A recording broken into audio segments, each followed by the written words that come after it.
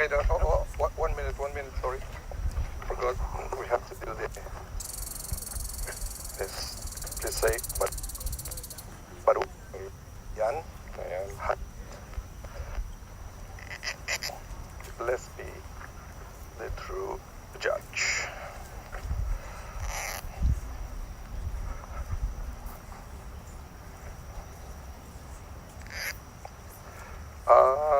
Her sister?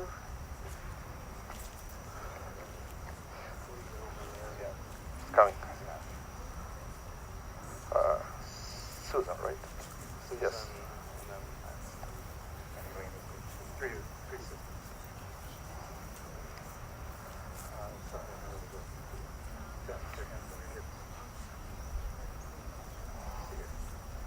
Hi. We're starting. I need to do the black ribbon. So I thought you told us on the right that they told us on the That's okay. It's not. It's just a tradition.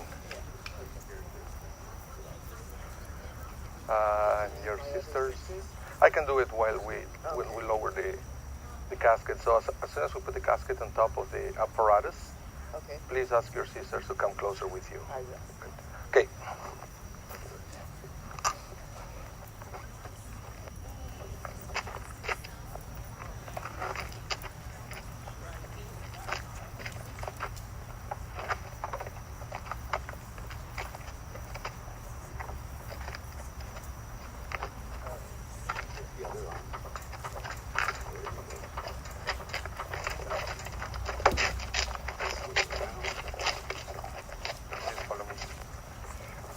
מזמור לדוד, אדוני רואי לא אכסר, בנאות שירביצני על מי מנוחות ינעלני. נפשי ישובב, ינחני במקלי צדק למען שמו, גם כי אלך וכיצל מוות לא ירא כי אתה עמדי.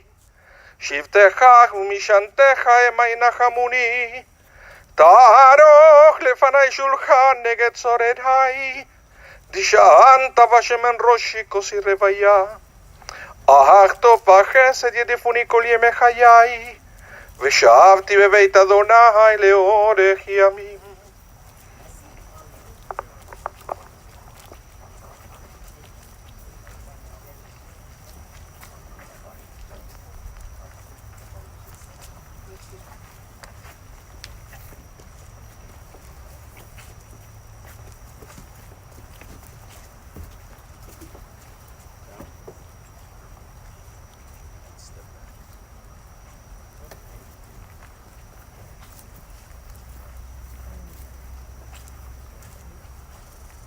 You want to come a little closer?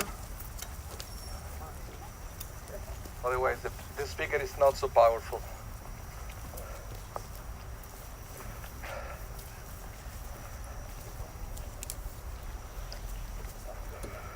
The words of the 23rd Psalm, the Psalm of David. The Lord is my shepherd, I shall not want. Giving me repose in green meadows, leading me beside the still waters to revive my spirit. Guiding me on the right path, for that is God's essence. Though I walk through a valley of the shadow of death, I fear no harm, for you are with me. Your staff and your rod comfort me. You prepare a banquet for me in the presence of my foes. You anoint my head with oil, my cup overflows. Surely goodness and kindness shall be my portion all the days of my life, and I shall dwell in the house of the Lord forever.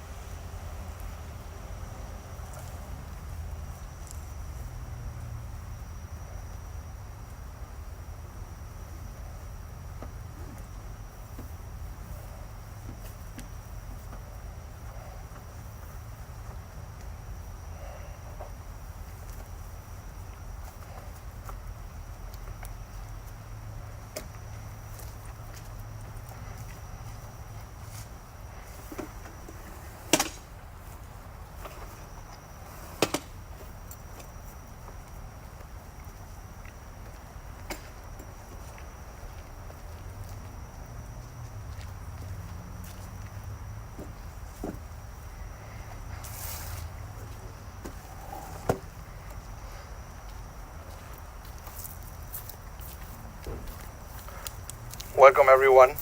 Thank you so much for coming out. Also, thank you, everyone at home, for tuning in.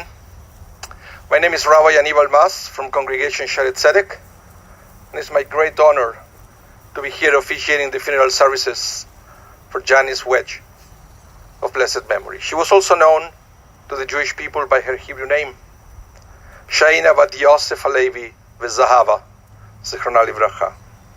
She was the daughter of Joseph and Wen Goldberg of blessed memory, beloved wife of Doug Wege for 42 years, the sister of Maxine and Alex, Susan and Stephen, Elaine and Ed, the mother of Morgan and Margie and Jeff, the grandmother of Riley, Mia, Nathan, Gracelyn, and Chloe. Janice passed away on August 20th after a short illness at the age of 71. Rabbi Lord Jonathan Sachs of blessed memory was not only one of the most influential Jewish figures in the 20th century, but also a world-renowned educator. His teachings reached millions of people around the globe and changed countless of lives. While Rabbi Sachs taught us about Jewish texts, philosophy, morality, science, and technology, he also taught us volumes about the value of education itself. And he taught that teachers open our eyes to the world. They give us curiosity and confidence. They teach us to ask questions. They connect us to our past and future. They are the guardians of our social heritage. We have lots of heroes today, sportsmen, supermodels, media personalities. They come, they have their 15 minutes of fame, and they go. But the influence of good teachers stay with us forever, because they are the people who really shape our life. Today we say farewell to Janice. She was a daughter, a wife, a sister, a mother, a grandmother, a friend, but most importantly, she was an educator, a teacher. And thanks to her kind, caring, generous, and loving personality, was able to touch many lives. Janice was known for her compassion and patience. It wasn't something relegated to the classroom, but a value that permeated every aspect of her life. In the Talmud, it is said that the true guardians of a community are the teachers. And Pirkei Avot teaches us to revere your teacher as you would revere heaven. The wise rabbi and philosopher Abraham Heschel captured the essence of the power and impact of teachers, especially those of young children, when he said, "What we need more than anything else isn't textbooks, but rather text people. It is the personality of the teacher, which is the text the students read, the text that they'll never forget." Janice's family told me how outside her work, she lived a simple life. Few but good friends, and the rest of the time, she was dedicated entirely to the family, especially once grandkids started to be in the picture. It could be a visit to the zoo, to the park, things where she could be a Baba. And of course, making party sandwiches with Doug. The Hebrew term for gratitude is Hakarat Hatov, which translates to recognizing the good. It is a reminder to express our appreciation when and where it is felt. At Jewish funerals, the highest way to express our praise and gratitude is through the eulogy. That's why I would like to invite Mia and Morgan to come to the microphone to eulogize Janice.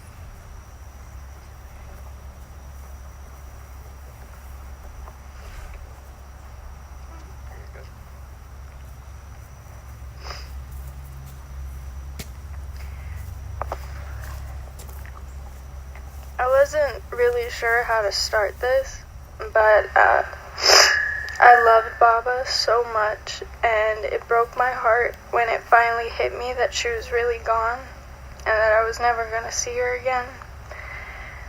There weren't going to be any more sleepovers with really early mornings, and I mean break of dawn mornings.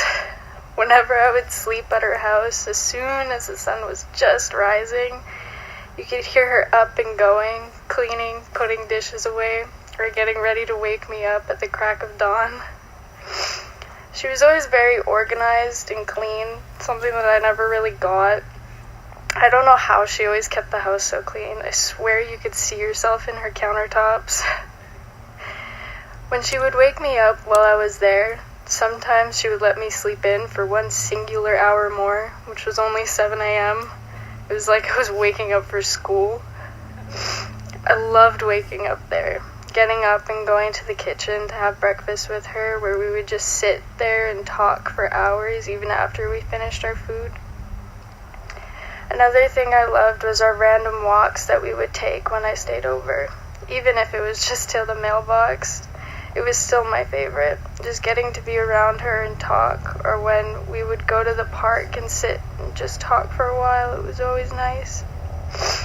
There were times where she would take me shopping with her to find something for dinner. And every time I stayed over, one night for however long I was there, was going to be a sushi night with a New York-style cheesecake from her favorite place on earth, Save on Foods. I swear she practically lived there sometimes. The drives and trips to places were always fun, and some people might say the Mint is boring, but I promise you, if you went with her, it suddenly was a lot less boring listening to someone talk about how coins are made. I will always cherish every visit, every birthday celebration, every holiday spent with her, and I would trade the world to have one more celebration of something with her. She was the best Baba I could have ever asked for. She was kind and loving, and someone we will all miss a lot. But she will always be in our hearts for as long as all of us live. I will never forget my time spent with her, and I will cherish those memories for the rest of my life. I asked the kids about what they were going to miss doing with Baba. Grayson told me her favorite thing to do with Baba was going to all the parks and doing arts and crafts with her. She liked playing the piano with Baba in the living room whenever she got the chance. In Grayson's words, Baba would tell us not to drop food on the floor, and if we did, to get it off the floor before Ash could get it. Chloe loved playing the piano in the living room, and Baba always had to tell her to keep it down every 5 minutes because she would always get too loud. Chloe always observed Baba and has vivid memories of Baba arguing with the clerk at the admissions desk about a case of false advertising at the Leaf. Nathan always surprised Baba with his knowledge. He would always make sure to dumb it down for everyone listening, but she would always have all the time in the world to listen to his extremely detailed science facts. Nathan says his favorite thing to do with Baba was going to Ash's Park. In Nathan's words, I went on the green thing that spins after we ate and felt like I was going to throw up. And after, Baba said that it was time to go home. Riley loved how Baba always made sure he felt comfortable and that he could just be himself. She always made sure that Riley had all the gluten-free treats he could eat and the Diet Pepsi that was always fully stocked behind the door. All of us will remember and cherish our memories with her for the rest of our lives.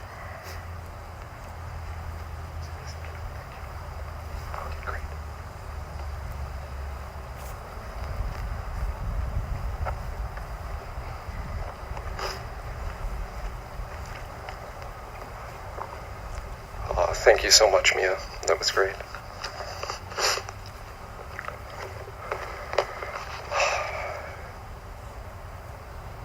So I made some notes because I do speak in front of people on a fairly regular basis, and I tend to ramble. I tend to go off on tangents, and it's hot out here. I'll keep us on track. I was fully prepared to walk up here and say this sucks, but this is very nice. It's amazing that you all came. Thank you. Thank you so much. Okay, I'm gonna start this off with a bit of a cautionary tale. This is the first time I've experienced someone close to me dying, and also, where at the same time I have years worth of text message conversations with that person sitting on my phone. Now that I've had that experience, I can tell you it's strange. There's records of the good and the bad, and the love, and honestly, the guilt. At my fingertips, there's a record of every one of the weekend and holiday plans, every one of the we're running lates, all the pictures of the kids, the sorry I got busy at work, and of course every one of the I love yous. The last text messages we exchanged are a good example for everyone to take to heart. She was in the hospital, and Margie and I had been there that afternoon and had planned to come back, but we didn't make it before visiting hours ended. I called her and there was no answer. She texted saying she couldn't answer because of some commotion in a nearby bed, but that she hoped it would quiet down now that visiting hours were done. I let her know we got tied up and we would be back the next day, and at that point we had, we thought we had at least months to go with her. The moral of the story is to not take what you have right now for granted. Forget visiting hours, throw out the rule book. Nothing matters more than friends and family, so if somebody matters to you, don't let any of life's nonsense or someone else's distractions get in your way. Live like there's no tomorrow and say what you need to say right now. My mom's situation took a quick turn, and over the next few days she started to weaken significantly. I had arrived at the hospital, and she was sitting up in a wheelchair, and I remember being happy and surprised because she was already having a bit of trouble moving around. We had a good long conversation that night, and then we said our goodbyes. And for those who don't know, I live down by the U.S. border, and over an hour later, as I was pulling into my driveway, my phone rang, and it was her. She said she called by accident as a pocket dial, but I don't think it was entirely by accident. The cell service at my place is not good, so I got out of the car and I stood at the end of the driveway so the call wouldn't drop. We had a brand new conversation talking about anything but her health. It was normal, it was nice, and I'll cherish it forever. Eventually we said goodnight, and I hung up the phone with tears in my eyes because I think we both felt like it could be our last. In the days after, there were no more calls answered, no more replies to text messages. But the fact that we had that moment and the fact that it was a phone call was absolutely fitting. My mom didn't have many hobbies, and she enjoyed the simple things. As Mia referenced, she would go to the grocery store for milk and end up walking up and down every aisle just in case. She didn't want to miss out on a deal. She didn't want to miss out on something the grandkids would like, and then she'd spend as long as it took to pick out the perfect banana and check every single expiry date. Then she would look over the receipt twice before leaving. She had her TV shows that she liked to watch. A good chunk of her life was spent watching the soap opera All My Children. From the first episode to the very last, she burned through so many VCRs in the process. When that ended, she moved on to Seinfeld and eventually Judge Judy. The phone, though, as I'm sure more than a few of you can attest, would definitely qualify as one of her favorite activities. She could talk about everything and nothing, and she could do it for a marathon's worth of hours. The grandkids took full advantage of it. They would FaceTime with her, but it wasn't really a fair matchup. Her phone endurance was so much more developed than theirs, and their little attention spans would run out, their side of the conversation would dry up, and they would just go about their day, but there was no goodbye, so she didn't hang up. They would bring the phone with them as they played and moved from room to room. Eventually, hours later, Margie or I would realize that the call was still going on, and there was Baba, just enjoying the sound of them playing, and, maybe the occasional flash of video when the camera pointed in the right direction. At a certain point, we'd have to jump in and prompt that goodbye just so she could go on with her day. When I was very young, her bed was our phone. Curled up beside her and as comfortable as I could possibly be, I would make her tell me the same stories over and over again. I loved hearing about her growing up on Aikens, walking across the street to parrot school, hearing about the dogs, and stories about Nero and Bacchus were my favorites. And hearing about her Baba's adventures driving in snowstorms. When she wanted me to believe she was tough, I would hear the one about how she got into a spat with a young Chris Walby in the back lane when his family lived on Polson. It's not to say that I don't actually believe that she was tough. She definitely was. My mom graduated with a diploma from what was Red River Community College at the time, but she regularly took continuing education courses. I was maybe 13, and she was at the tail end of one of these courses, and the morning of the final exam, somebody, probably me, left a pair of shoes or gloves or something on the stairs, and on her way out the door, she slipped and fell. As it would turn out, she'd fractured her ankle and was in an air cast for weeks afterwards, but that morning, nope. There was business to be done, and it was mind over matter time. She buckled down, and she limped her way to the car, and she somehow got there, making it across the parking lot, up multiple sets of stairs, and she wrote that test. I went with her, as I did most Saturdays, because the computers in the library had free internet access, and I can confirm this story is absolutely true. I remember it as an obstacle course, complete with locked doors and out-of-service elevators, but she made it. She aced that course. She wasn't actually interested in people believing she was tough, but she did go to great lengths to avoid being the source of anyone's concern or worry. The best example I have of that is the day that my brother Jeff was born. I was 7 years old, and it was March 1990. He came 2 weeks early, so she was 8.5 months pregnant.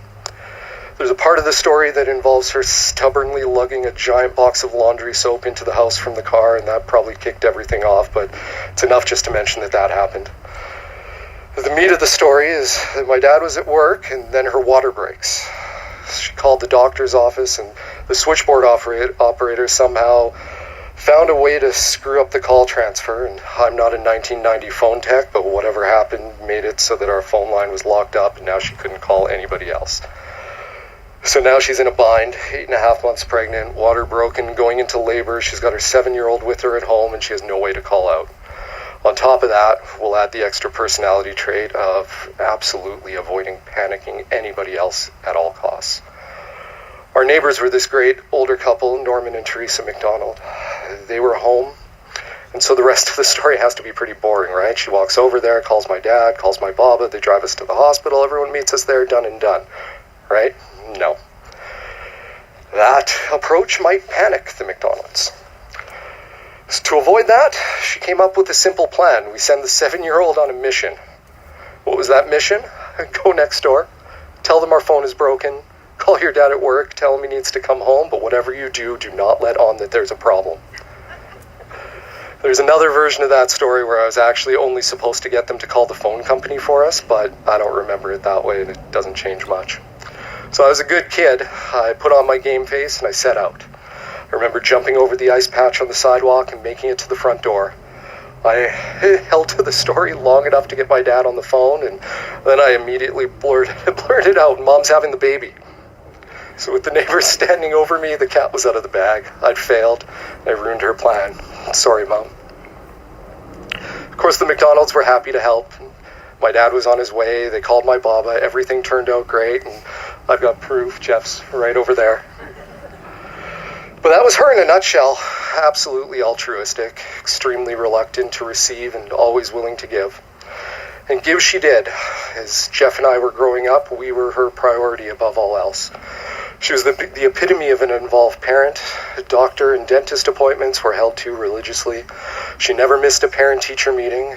I think gym teachers usually expect the night off, but that was not happening on her watch. Privately, she held us to the highest of expectations, but publicly, she was our strongest defender. We might not have always had everything that we thought we wanted, but we most definitely always had everything we needed.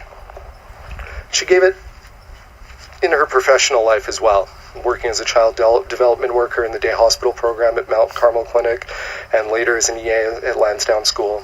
Most often she worked one-on-one with kids with special needs, and she had a special gift for finding joy even in the smallest of accomplishments, and an incredible patience to nurture their growth. She made a real difference, and she touched many lives. Mom, the big things that you did are what shaped who we are, but there are many little things that I'll always remember. From the pen that was always in your back pocket, to the time I spotted you from a distance, on your own in the food court at Garden City Mall, just finding a few minutes for yourself. And I'll close by saying this. I can't change how all this has played out.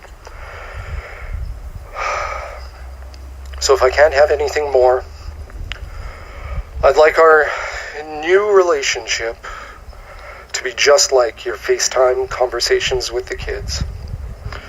I know I can't pick up the phone and talk, but there would be a comfort in having you by our side forever, listening patiently and intently as we move from room to room.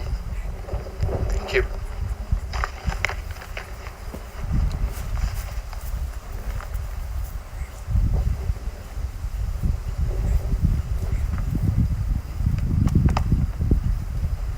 Thank you so much for such beautiful eulogies. May her memory be a source of comfort and blessing for everyone. And let us all say, Amen. Going to continue now with the memorial prayer, El Maleh Rahamim.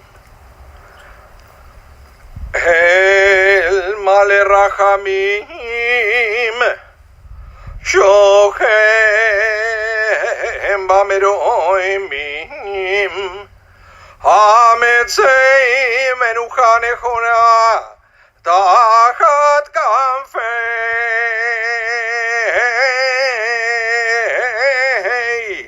Hashechina, Vema'alot Kedoshim, Kedoshim Uteorim, Kezoyer Arakim,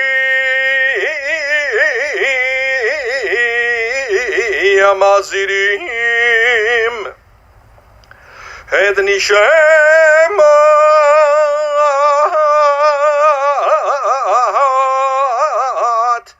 Et Nishemat, Shaina Bat Yosef Alevi Vezahava, Shealecha Leolama, Bavur Janamit Palelim, Viadat Skadat Nishemata, Beganein,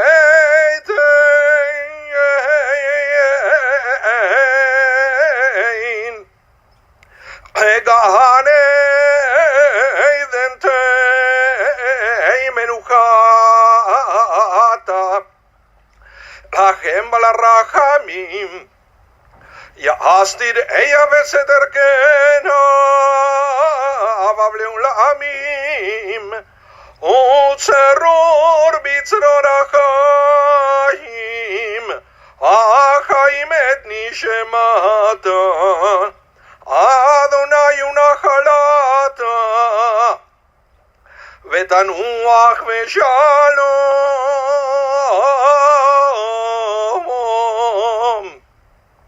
Al Mishkava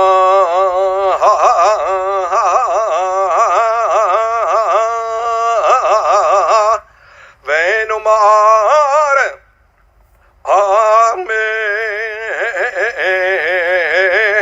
Amen.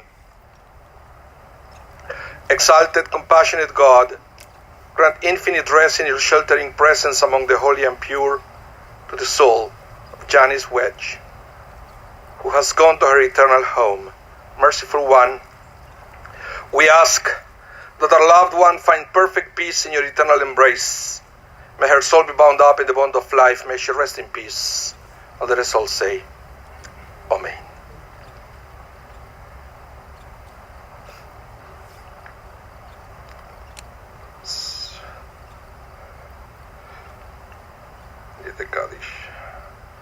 We are going to continue now with the recitation of the words of comfort, the words of the mourner's Kaddish. Itgadal ve'itgadash shemei Rabah, ve'alma divirach iruteh ve'yamlich malchuteh, v'chayechon u'yomechon v'chayei dechol Beit Israel, ba'agala v'zman kariv ve'imru. Amen. Yeheh shemer Rabah mevorach le'alam u'le'olmei olmaya, varach v'ishtavach v'itpa'ar v'yitromam v'itnaseh v'ithadar v'itale v'ithalal, shemei dekudesha brihu. Leila min kol virchata v'shirata, tushvechata v'nechemata, damiram be'alma, b'imru amen. Yeheh shlam Rabah min shemaya, v'chaim aleinu, v'al kol Yisrael v'imru amen. Oseh shalom imromav, u'yaseh shalom aleinu, v'al kol Yisrael v'imru. Amen. Amakom inachem etchem v'tov shel Avlei Tzion b'Yerushalayim. May God bless you and comfort you all. And let us all say, Amen. I would like to just share a couple more things here. First, I would like to extend special thanks on behalf of the family to all the staff involved in Health Sciences Center, GB2, for their extraordinary help and caring while Janice was there. And also, in lieu of flowers, feel free to make a donation on Janice's memory to your charity of choice. Next, we have here an opportunity to perform an incredible act of kindness, according to the rabbis, which is to participate in the burial. So in a minute, everybody will have the opportunity to come forward, pick up a shovel, and to put a little bit of earth on top of the coffin. Okay? So I would like to invite immediate family first to be the first one to do that. You know, Doug, the children, the sisters. And then after them, everybody here is invited to come forward and to put a little bit of earth on top of her coffin. And again, thank you so much, everyone, for coming out. Thank you, everybody at home, for tuning in.